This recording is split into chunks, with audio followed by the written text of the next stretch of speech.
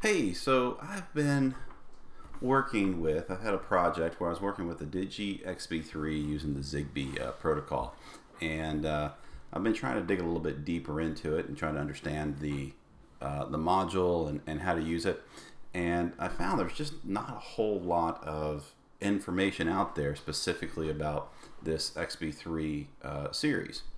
So as I'm going through the process of figuring out what to do, I figured I'd go ahead and make some of these videos just to maybe help out some people who are in the same sort of shape that I was in. So this is the module I'm talking about, Digi XBEE3 ZigBee3, and it comes actually in 4 different flavors. I have the through hole version, and then this micro with the chip antenna. So let me kind of just get started with this and kind of show you what we're doing.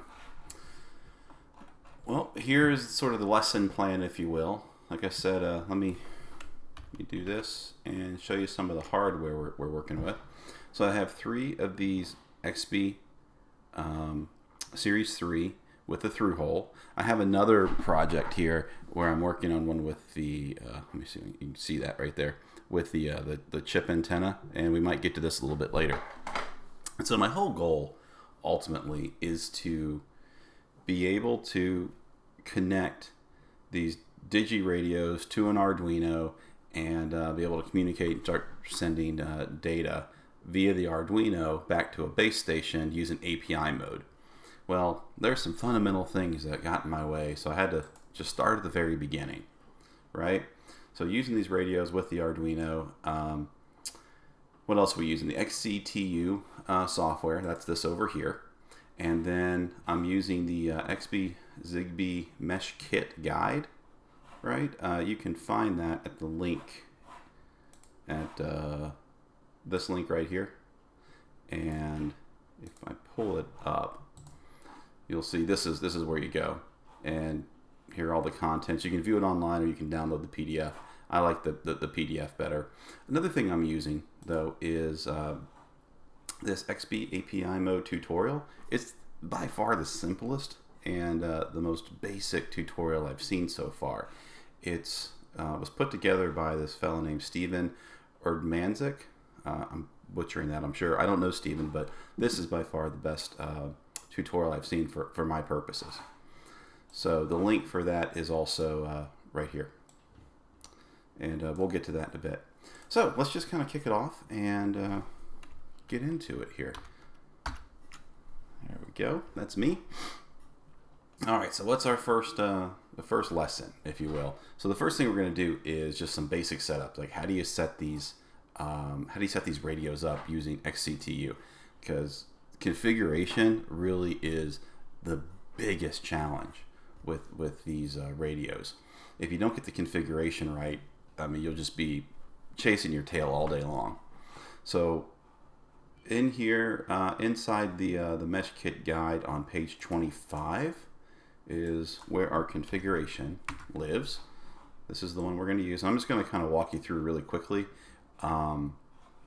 this configuration on the 3 pieces of hardware that we have. Let's see if I can switch straight over to the hardware here for you. There it is. Boom. So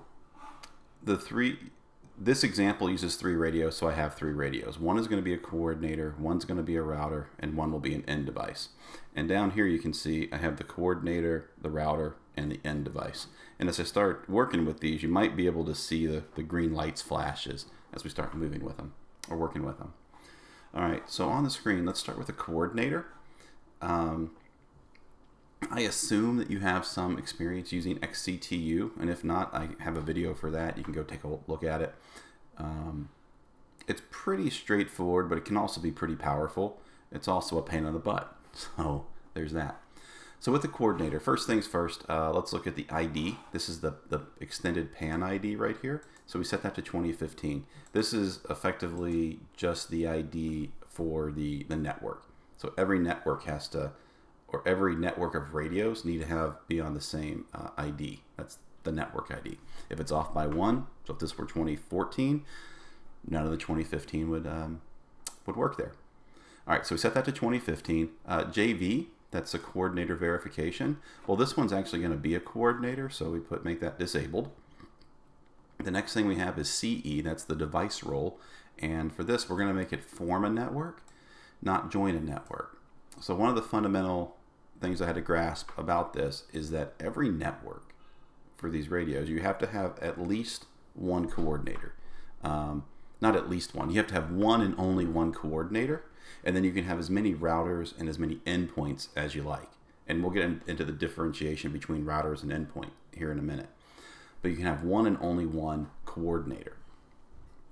All right, the next step is for, DH and DL. So if we scroll down here a little bit, we can see under addressing, we have DH and DL. These are the destination addresses. This is the address to which this radio's transmissions will be sent.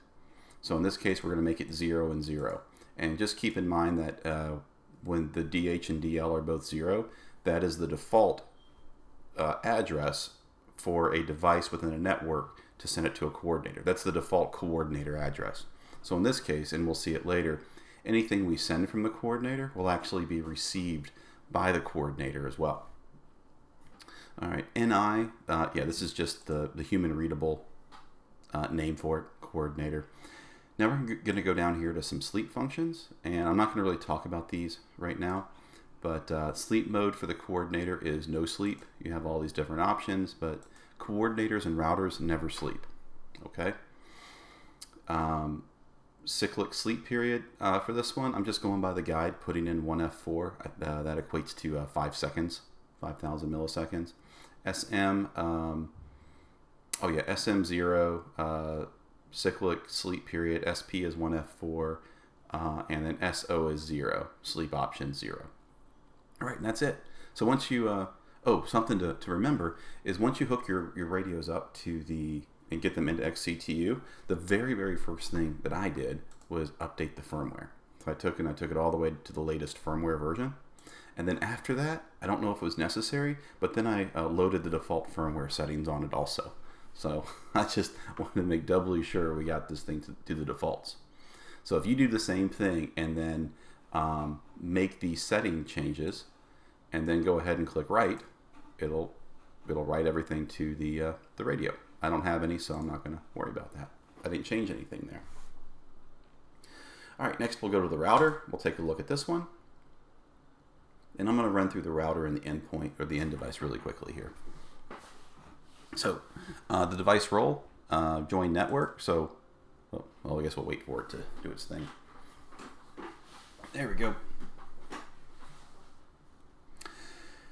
So we're going to make it, the ID, the network ID is 2015. The JV, this one, coordinator verification, is enabled. We want to make sure that there is a coordinator on the network, right, before we connect to it. Then we're going to join the network. That's what this thing does. Remember, the coordinator forms, everything else joins the network. So we're going to make it join the network. JV, DH, and DL. We're going to keep these at their defaults, which are 0 for right now, and that's going to default to the coordinator. We're going to give it the name router, and that equates to the R device I have down here. The sleep settings are exactly the same as the coordinator. So 1F4, and then sleep option 0, and sleep mode 0, and sleep period 1F4, so 5 seconds. All right, make those changes, click write. Mine are already there, so we'll click OK. And then finally, we'll go to the end device. Cool. All right, so the end device. The network ID is 2015. We're going to join the network once again, just like that. CE, join the network, do that. Oh, was it? Oh, JV. There it is. Coordinator verification. You want to enable that. DH and DL down here. 0 and 0 to communicate directly to the coordinator. We're going to give it the name end device. Now, this is where, for the end device, this is where the sleep options actually mean something. So for this one, we're going to use sleep mode 4. And the reason we're using this is because that's what's in the guide, right? But effectively what this means is that it's going to it will wake up and go to sleep and wake up and go to sleep based upon the timing you put in here. And my understanding at this point is that ST, the time before sleep, is how long the radio has to be inactive, not transmitting or receiving data. How long that would be inactivity. So after it gets done sending and receiving data, it has to be inactive for this period of time before it goes to sleep. And so this is set at 5 seconds. The SP is, I believe, how long it stays asleep. So 1F4 is going to be 5 seconds. So I think we're going to have 5 seconds of sleep, followed by 5 seconds awake, followed by 5 seconds of sleep, assuming that there's no activity. Now, the one thing to know about an end device is, if it is sending and receiving data, once it's awake, it can stay awake for a long time. It stays awake as long as it's receiving or sending data.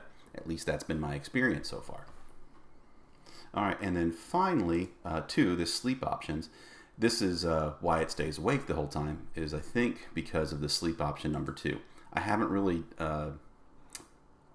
dove into this. So bit 1, wait for sleep time on each cycle. So you can read through these, but 2, if it's 2, then it's keeping it awake for the whole period of time. And that works for my purposes right now. So cool. So we have all those things. We click right. There's nothing to be written. All right. And so now all of our radios have been configured, right? So let's take a look. Oh, yeah, there's one more thing here. This is the single channel issue. All right. So if we look at each of these radios, we have the PAN ID as 2015, but we also have this CH parameter down here, which is the operating channel.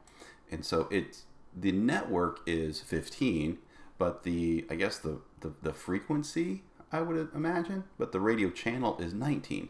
So you have to have both the ID and the channel both have to match for devices to communicate within a network. And man, I was having the hardest time. I'd set this PAN ID up. I would unplug all of the radios and then plug them back in order. First plug in the coordinator, then the router, then the end device, right? Just like a lot of troubleshooting I saw. And for some reason, my end device or my router never picked up the channel. I don't know. So what I did, looking into this, is I'm forcing it to use a single channel, right? So we can go to parameter SC. And down here in the RF interfacing scan channels, this is a bit field once again. And if you click this little calculator, let me pull that out a bit. If you click this calculator, you can see that by default, and on yours it might be, all of these are 1, which means it can cycle through all of these channels and look for the channel that the coordinator is working on.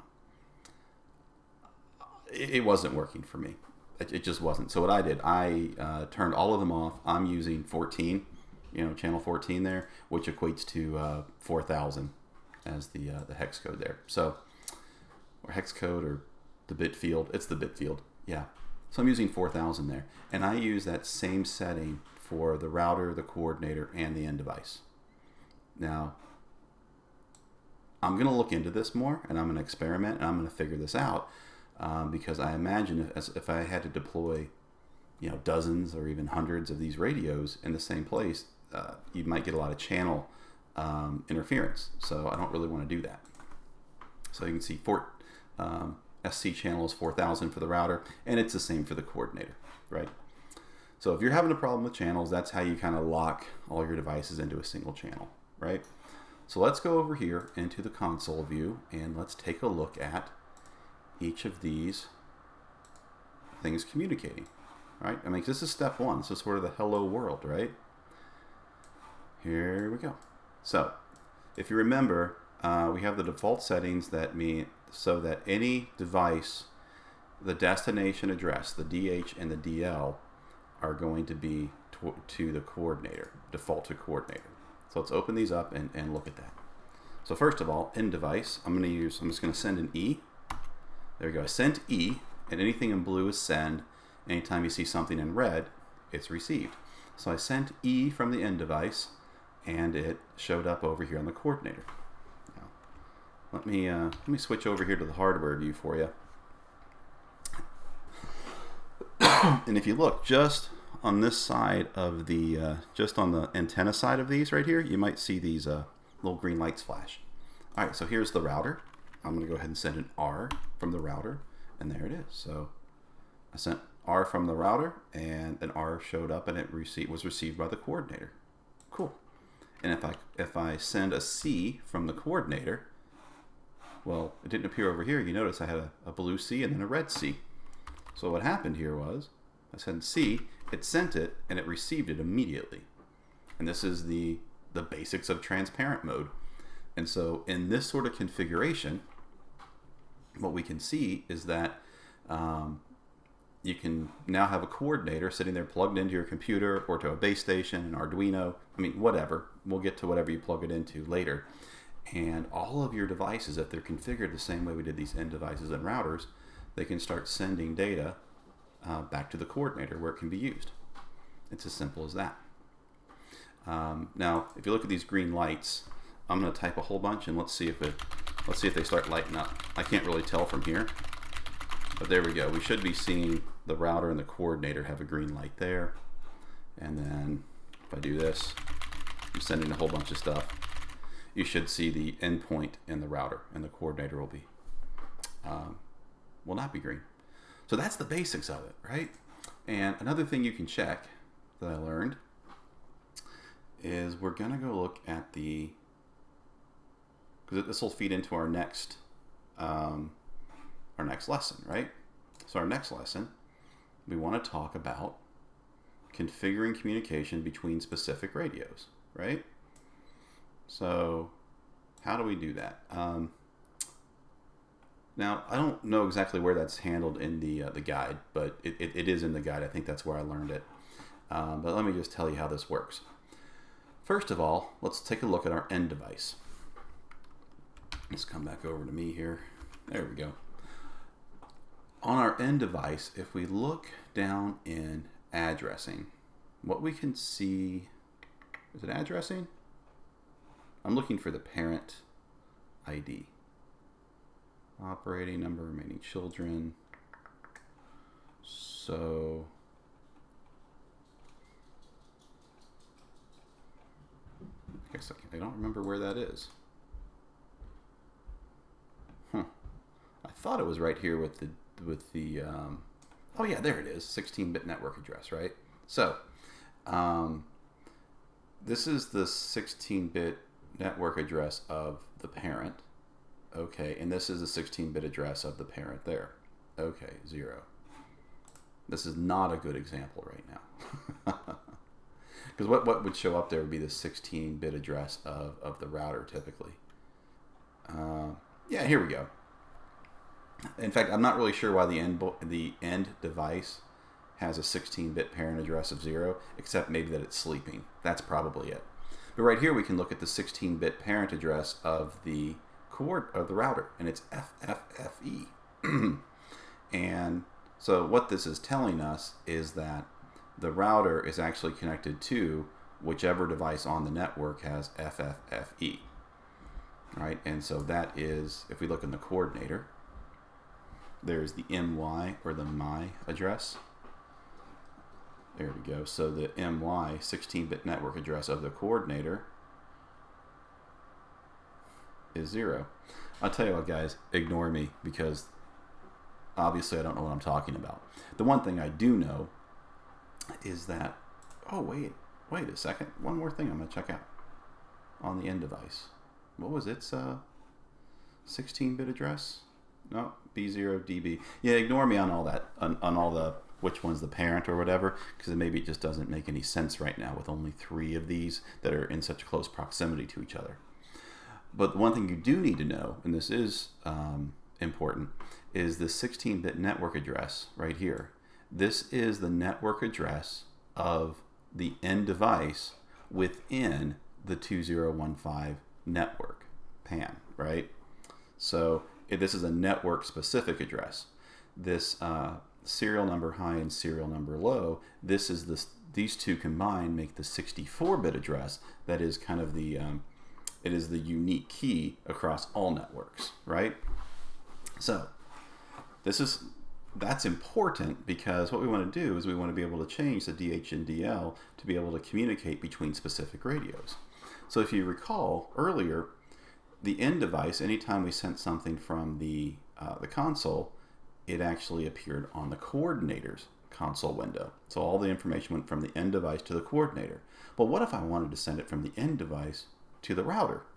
Well, what I do is I need to look at the router's DH or SHSL numbers. So if we come down here, we can see the serial number for the router. The high bits or the high portion, the high hex is 13A200. Hey, look at this right here. Look at the MAC address 0013A200. And the low portion is 41983DA8. There it is, the last portion of the MAC address. Awesome. So what we can do is we can split these numbers, and I'm going to do is I'm going to copy this right now. I'm going to go to the end device, and I'm going to change the address to which it's going to send its data. So first thing I do is I just go ahead and I put the put that bit in right there, and then the low portion is just going to be the 41983DA. Let me just type that in. 419. What did I say? 41983 Delta Alpha 8. Cool.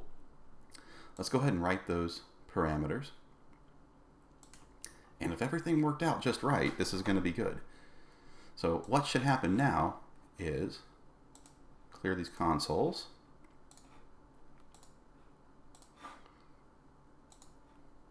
What should happen is when I type something in here, it should actually appear on the router. But it didn't. Oh, you know why? It's probably sleeping. Let's try this again. There it is. Yeah. So this is important. With the end device, right? See how this has the CTS right here? That means it's sleeping because there's nothing, and then it'll turn gray here in a moment, and now it's awake. And then it's going to go to sleep. So if we try to type something, when it's sleeping, nothing's going to appear. When it's awake, it will absolutely appear, right? So watch what happens. This is important to know.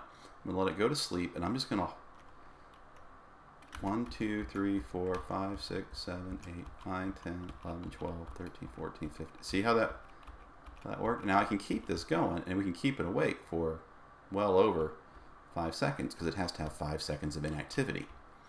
But what's important here to note is that when you're working in transparent mode, when the end device is asleep, you have to wake it up first before you can send data, right? So keep that in mind. There are different parameters that you can set for sleep on the end device. One of them is like pen hibernate, but that's beyond the scope of this basic stuff right here. But cool. But the big picture here is that we just changed the address from which the end device will send to the address of the device, right? Now if we go here to the coordinator, we'll see the coordinator still, or I'm sorry, the router is still sending to the coordinator, and the coordinator is still sending to itself, right? It's only the end device that we changed. And so you can do that with anything. So if we wanted the router to send to the end device instead, well, all we would do is we would change the DH and DL number for the router to match the SHSL number for the end device. It's as simple as that. Same thing for the coordinator, and that's how you can do point-to-point, right? So here's an interesting, fun thing we can do with this, right? Now, what I'm going to do, first of all, is I'm going to close these up. We're going to do a little bit of daisy chaining.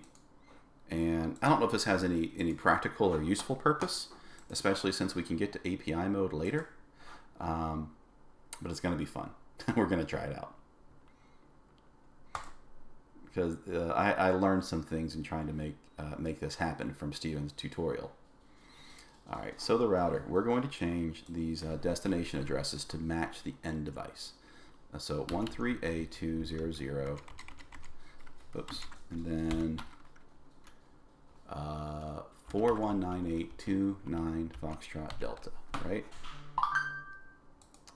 Close that. and close, or not close them, write those two parameters. Now what I'm going to do is I'm going to go to the end device, and I'm going to make the end device talk to the coordinator again, right? There we go. And this is sort of an example that's contrived. It's very, very contrived, but it is, it does serve a purpose. All right. Oh yeah, so we're doing a reset. You'll see this happen with your end device because it's going through its sleep process. It has to wait for it to wake up again before it can write it. So we'll try it again. Good, and it wrote it again. If you ever have a problem with that, there it is. Cool, cool.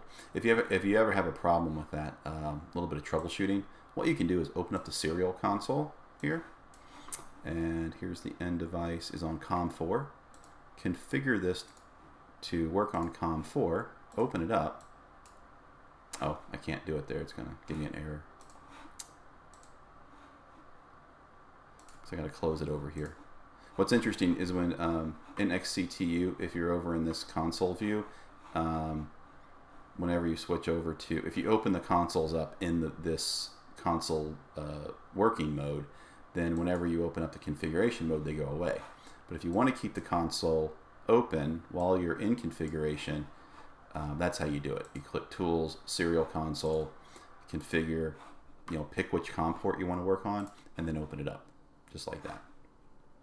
So you can see how it has CTS was sleeping, now it's awake. What you can do if you're having this issue is I'll go ahead and try to write this again. Well, it was writing. Just wait for it to turn gray. Wait for it to turn gray, and then you saw that error. I can't write because this is open. Close that up and then click that. But interestingly, I'm going to teach you a really faster way to do this in a moment anyway. So anyway, here we go. Let's go back to our console view. Let's close, or let's clear out these consoles. No, it's already clear. So what we had there is, if you recall, was that our router is going to send to the end device something. So if I click R while this is awake, now we'll see it, right? So the router is sending data to the end device, right? And if we go over here to the end device is sending it over to the console. Now, it might seem contrived, and it is a little contrived, but when you start working with hardware, this is interesting. You've seen these wires sticking out of this whole time. So what I've done here is I've soldered two wires into the DN and D out.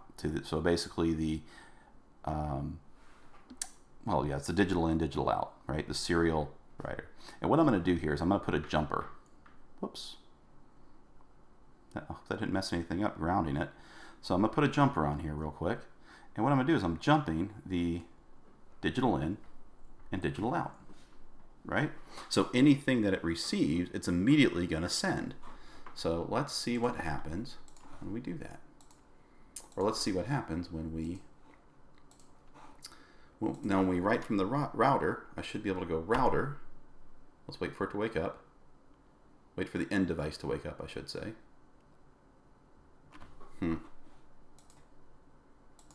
Yeah, I may have to reboot the end device because I think I shorted that pin. Oh, no, there it is. It's awake. No, it's sending to itself. Oh, did I misconfigure that? So the end device is talking to the coordinator. The coordinator is should be sending to itself, and the router, as we saw before, was sending to the end device, right?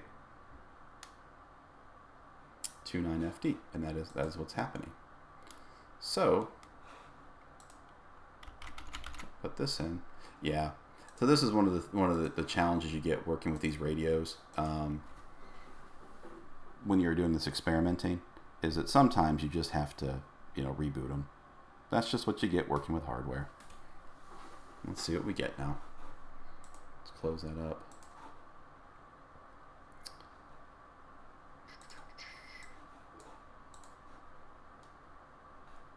In fact, I'm going to go ahead and just, there we go, reattach to the COM4 here. All right, it's doing a reset, so it must be going to sleep or something. Or it must have been asleep while we're trying to attach it. I don't know.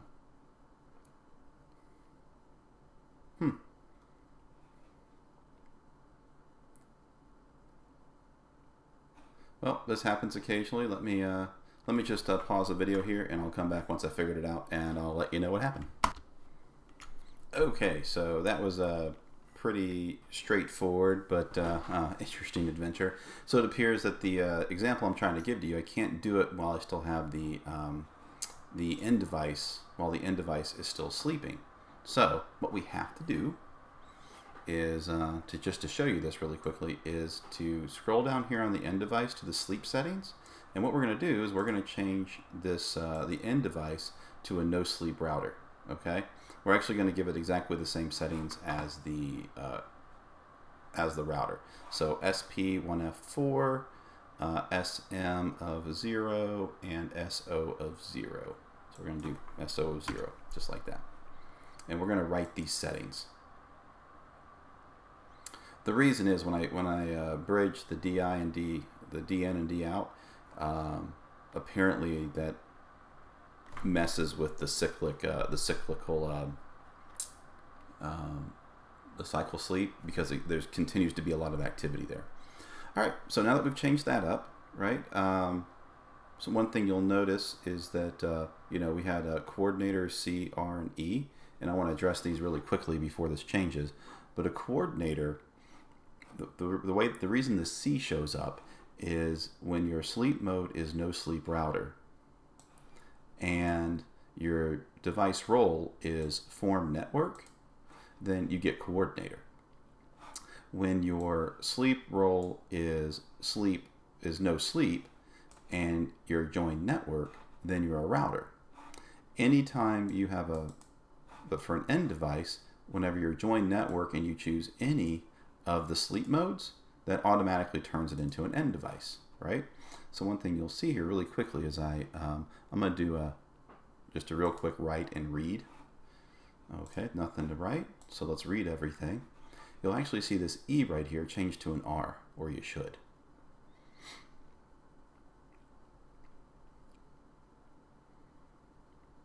We'll just wait for it to come up.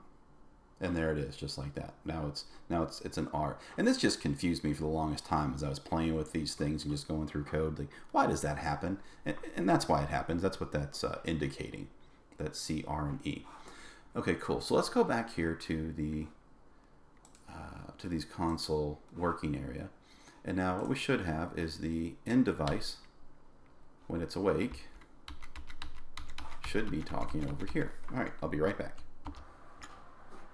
Okay, so what just happened there was just the thing that really kind of annoys me about working with these so much. What I had to do to clear that up was I just had to unplug the coordinator, the router, and the end device. Just had to unplug all three of these things, and then just rebooted the whole network. So then I plugged in the coordinator, then the router, then the endpoint. I'm not really sure if that order really matters, but that's what I did, and now it's all working. And that's just something I found in working with XCTU, is that if you ever change a parameter on a device that's already connected to a network, it loses it. And I don't know why, but sometimes when you reboot that device, it'll join the network again, and sometimes you just have to start everything from scratch. But anyway, here we are, and what you'll see here is I get to show you this daisy chaining thing that's kind of cool, a little anticlimactic at this point, but kind of cool. So first thing we're going to do is just show you how things are communicating right now. So I'll type C in the coordinator console log, and the coordinator is sending data back to itself, right? The router is sending from itself over to the end device. And if I get on the end device and I click E, well, the end device is sending back to the coordinator, right?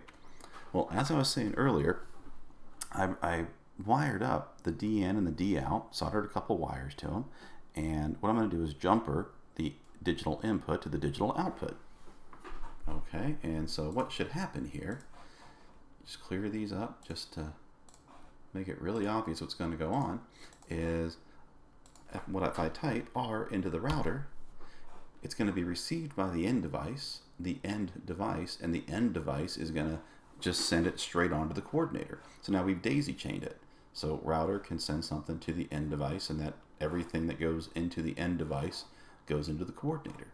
Now, why is this so important? Right? Why is this so important? Well, what's important about this is that you kind of see now how the DN and D out of the end device work. Now, if you're watching this, you're absolutely a newbie. So what's happening is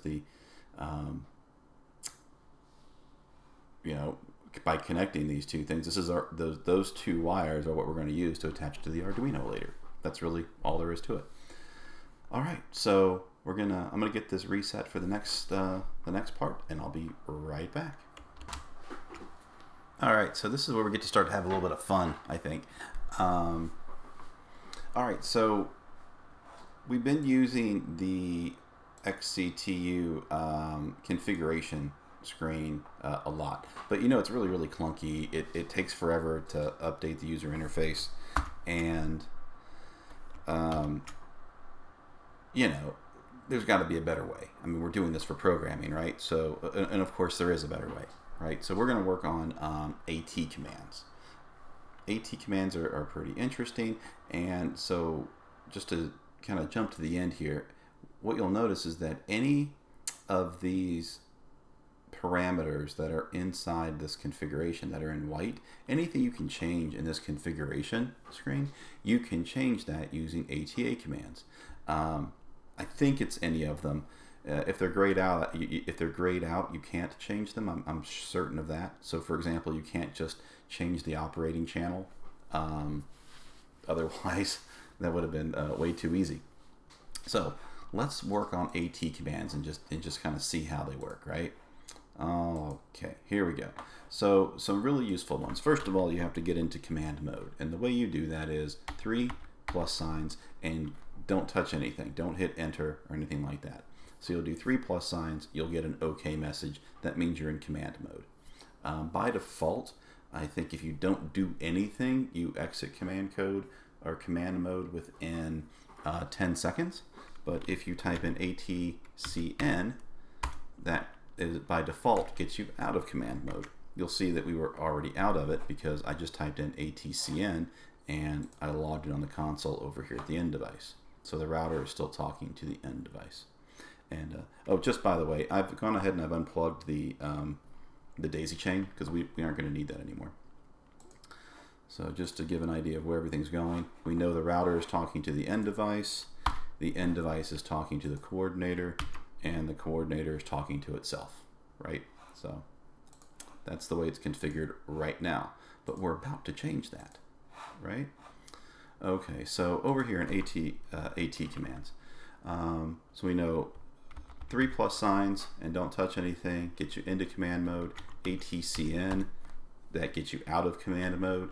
While you're in command mode, you can type in ATDH, if you remember that parameter, and that will tell you, that'll tell you that the destination high address. So in this case, 13A200. You can do ATDL. Oops, got to get back in command mode again.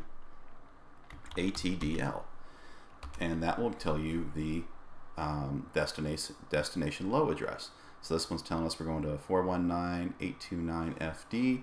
Tells us, we're addressing the end device, and we know that because we've seen it, right? Well, here's a quick way to see it programmatically. Let's get back into command mode. Just make sure we're there. ATDL. There. Cool. So what if I wanted to change the router from talking to the end device to talking to the coordinator? Well, one way, before I get to that, let me show you a couple more. ATID, nope, +++. We have ATID. That tells you which pan ID we're in, and we could change that from, on the fly through the command line here. ATNI tells us what is the name of this. Now, this doesn't help us very much in this console view because we can see the name right there at the top, but we can get it. So basically anything that you can see in the configuration screen, you can read every one of those, but you can only set other ones. So what if we want to set the ATDL to equal the coordinator? So we want to start making the router talk to the coordinator. Well, that's pretty straightforward. What we're going to do is get into command mode, type ATDL, and then type the last those letters, right? So the lower part, right? So let's test this out and let's make sure, yep, it's set 4197C687 and go, hello. Well, I must have messed something up. 4197C687. That's talking to itself. That's talking to the console. Well, let's see what the end device has to say. ATDL. Oh wait. ATDL. Oh, it's 0. Okay.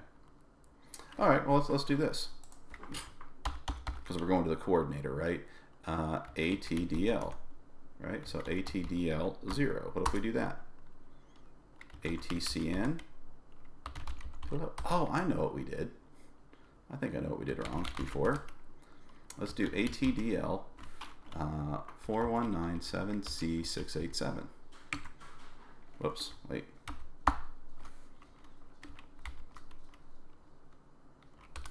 Let's get out of there. 1, 2, 3, right? ATCN. Get out of there. Did I? Oh, there we go. ATDL 4197C687, right? Okay, ATDL. ATCN, let's get out of this mode and say, oh, there it was. See, we all make mistakes, right? And so what I did when I was way up here is I just forgot to exit out of command mode. So now that's pretty cool, huh? We can just, now we can change those things on the fly. That's cool. We could change the ID, like the pan ID. We could change any of those other settings. So to read it, you just, whoops, there we go. You get into command mode, wait for the OK. To read it, you just put in AT and then the parameter that you want to read, right? And to change it, you type in the parameter and then what you want to change the parameter to. For most things, that's just the way it works. I'm going to go ahead and get out. So what's really neat now is you can actually, put together these packets. So I had that challenge earlier that I was trying to read and write, and I had to do it in a certain period of time, and that just didn't work too well. So what if I did ATDL 419829FD, right? Enter. So that is the AT command to change the router to start talking to the end device. I could then put in one that's well, if I want to just do these together. So let's do plus plus plus. No enter, no carriage return. Add that packet. So I can use this arrow to make those I can use the arrows to move the packet higher on the list, and I could send this packet to the console, and then it'll say, okay, now I'm in command mode, and then I could send this packet in, and now I'm in. Now I guess I could create another packet, ATCN, add packet, and send that packet, and now I'm out. So now I have all three of these packets together, and since I'm in there, I should say hello. So now I've changed the ATDL using these packages. Now if I really wanted to, I could chain these together, and I could say, start sequence. And what this is, and it sends all three of them all in a row, and the interval is this 1500 milliseconds. I'm not really sure. I think the default here is 500.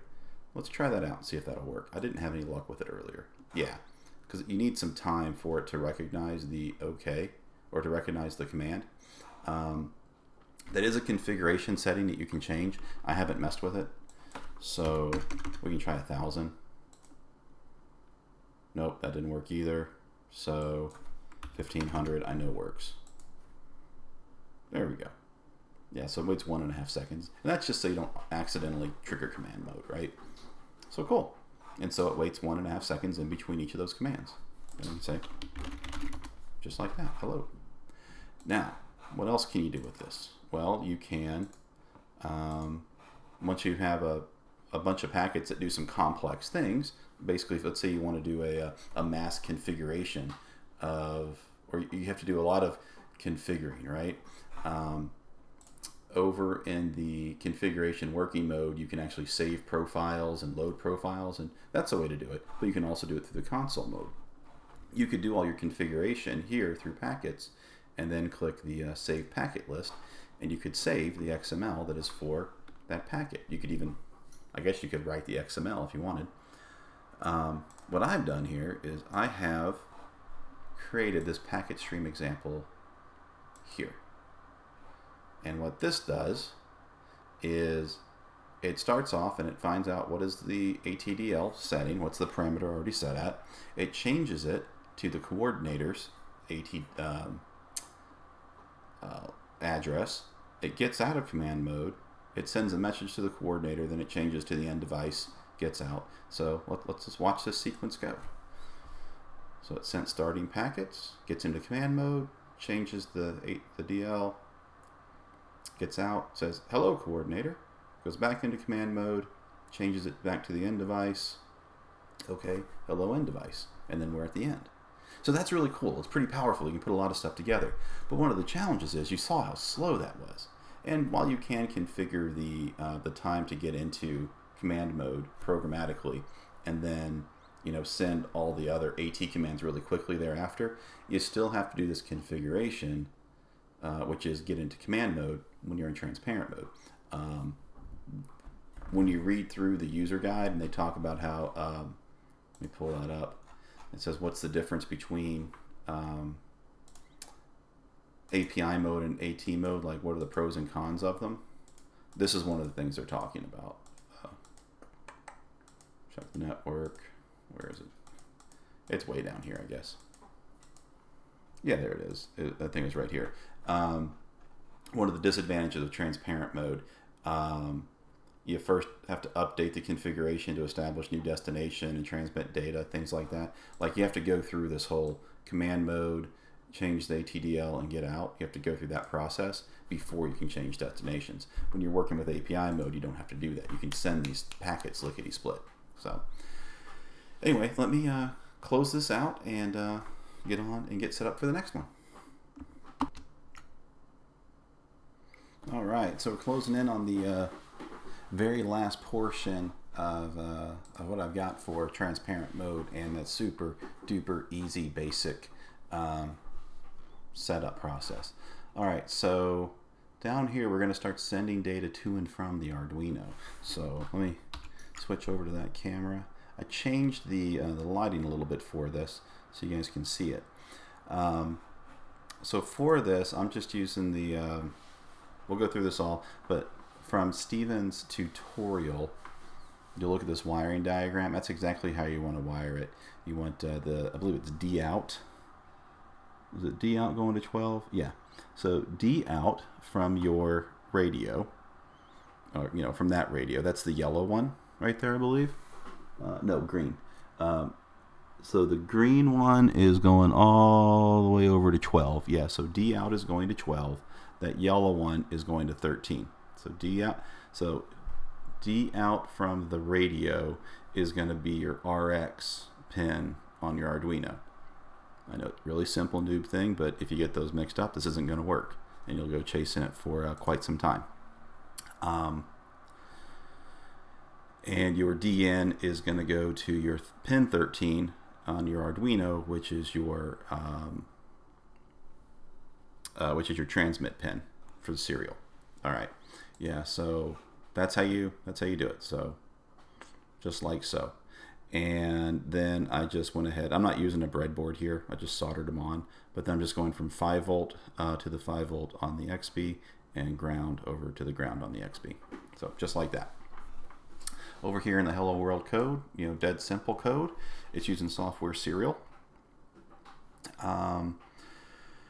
We're setting up the software serial as S serial. RX pin is 12. TX pin on the Arduino is 13. So that aligns with this over here. With that wiring diagram. The setup is simple. We're going to begin the serial at 9600 and then software serial at 9600. We're going to go ahead and display everything down here in the serial port. And then once that's done, we're going to print setup complete over through the software serial, which is going through the radio, which should appear over here on the coordinator's console. And then we'll print it down here in the serial monitor down the bottom. And then our loop is just going to print hello world to both the serial monitor and the coordinator every 5 seconds. So I'm going to go ahead and, by the way, the settings on the radio on the end device are exactly the same as where we left off. Didn't change any of that at all. I just unplugged it from the computer and plugged it into the Arduino as you see here. So let's let this thing boot up and get going and cross our fingers. Right? Tools, serial monitor, come on. There it is. Okay, so we got a hello world going right here. And then a hello world there. Let's change this and serial monitor here. There it is. Setup complete hello world. Setup complete hello world. There we go. Great. So it looks like I had some extra, I don't know, that couldn't have been in the buffer. What I'm going to do here is after the next hello world, I'm going to go ahead and just, let's do something, right? I'm going to put a delay right here. Delay 5,000. So after I do the serial, after it starts booting up, to give me time to clear out these monitors. All right, so we're going to unplug the Arduino. I'm going to clear this output. We're going to clear this session over there. Cool. Now we're going to boot up the Arduino. Oops. Not going to boot it up. We're going to actually just load this firmware. I'll expect it's something before. Oh, there we go. It's the little things that'll get you. Compiling sketch. Uploading. Good.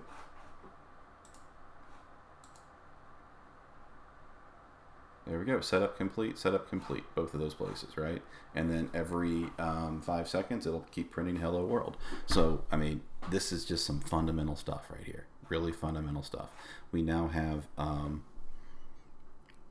data being generated by the Arduino, which could be your remote sensor, it could be a thermometer, it could be a humidity sensor, it could be a doorbell, it could be anything. It's creating data. In this case, it's strings of data, and it's communicating and sending them to the XBEE radio, communicating wirelessly over here to the coordinator, and I mean, that is fundamental hello world stuff right there. Cool. So let me pause right here, and I'm going to set up a little bit more complex one. I'll be right back. Okay, so last one here. So in the last one we talked about how to send data from the radio over to the another radio, an external radio, namely the coordinator. So this time what we're going to do is, the next thing you need to do is be able to receive data to this radio attached to your Arduino or your other, smart thing. So this is going to be receiving. Now, what we're going to end up doing here is we're going to send data from the router to the end device, which is attached to our Arduino.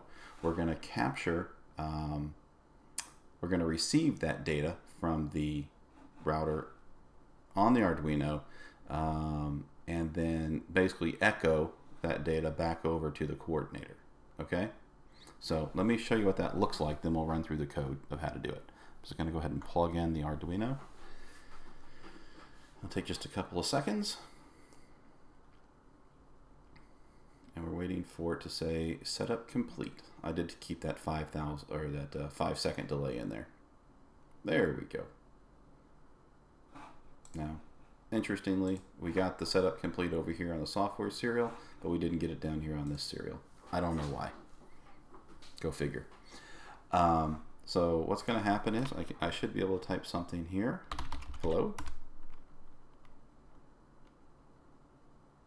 No. I wonder if one of my wires got unplugged or something. Nope, everything seems to be working there okay. Oh, there it is. There's hello over there. So there seems to be something going on in the in this serial bit of code. Let's try it again. Hi. Hi. This is Greg. This is Greg. So, I mean, what's cool here is that it's actually doing what we want to do, but our, oh, this is what I gotta do. Here you go. Tools, serial monitor. Probably this.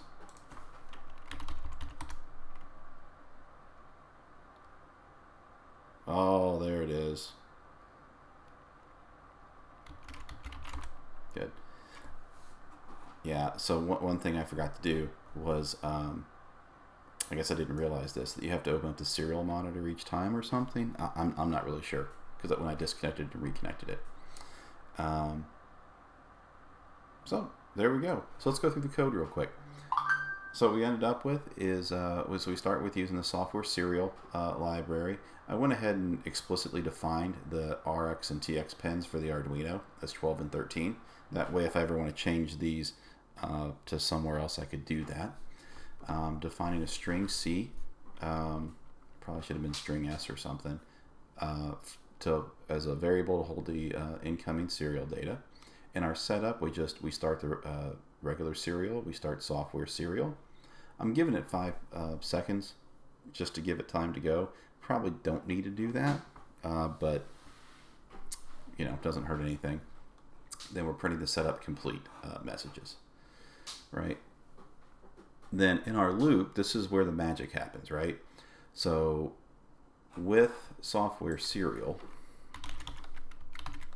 there we go, software, Arduino software serial, it's right here. We have this function available, just like that. And so it says if there's information coming through, if there is data coming through through software serial, if it's available, so greater than 0, then what we do is we read the string.